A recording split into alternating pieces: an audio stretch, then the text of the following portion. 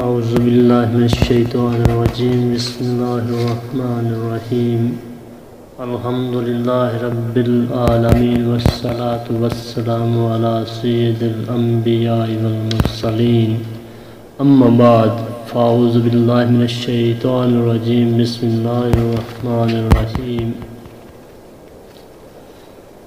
میرے معزز سامعین کرام، آج ہم ٹوتھ برش کے نقصان اور مسواک کا منہ کے چھالوں معدے کی تیزابیت پر کیا اثر ہے یہ بیان کریں گے۔ یہ آسان لفظوں میں ٹوتھ برش اور مسواک کا آج ہم موازنہ کریں گے۔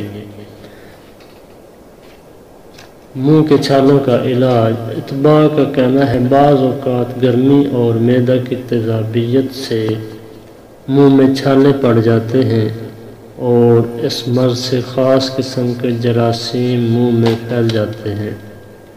اس کے لیے منہ میں تازہ مسواک ملیں اور اس کے لعاب کو کچھ دیر تک منہ کے اندر پھراتے رہیں۔ اس طرح کئی مریض ٹھیک ہو چکے ہیں۔ ٹوتھ برش کے نقصانات کیا ہیں؟ ماہرین کی تحقیق کے مطابق 80% امراض معدہ اور دانتوں کی خرابی سے پیدا ہوتے ہیں۔ عموماً دانتوں کی صفائی کا خیال نہ رکھنے کی وجہ سے مسوڑوں میں طرح طرح کے جراثیم پرورش پاتے ہیں، پھر معدے میں جاتے اور طرح طرح کے امراض کا سبب بنتے ہیں۔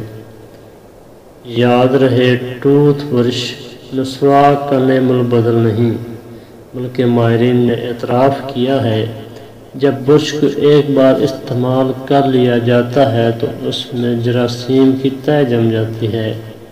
پانی سے دھلنے پر بھی وہ جراثیم نہیں جاتے بلکہ وہیں نشو و نما پاتے رہتے ہیں۔ برش کے باعث دانتوں کی اوپر قدرتی چمکیلی تہ ختم ہو جاتی ہے۔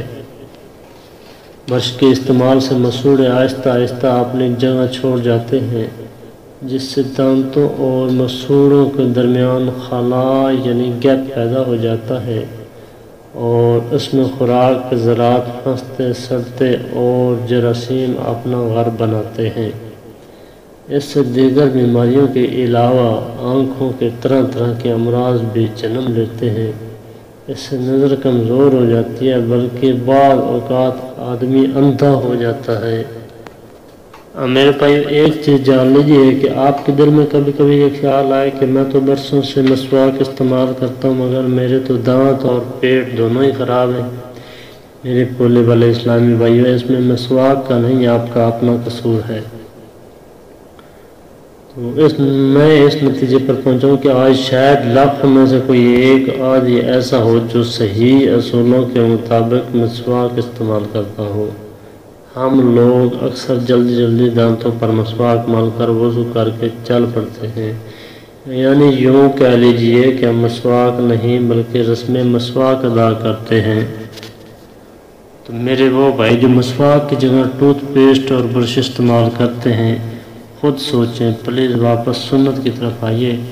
کل ہم بات کریں گے مسواک کے فوائد کیوں نہیں ہوتے اور استعمال کا طریقہ، یعنی کہ سنت طریقے کے تحت استعمال کس طرح کرتے ہیں۔ تب تک کے لیے اجازت دیجیے، اللہ حافظ۔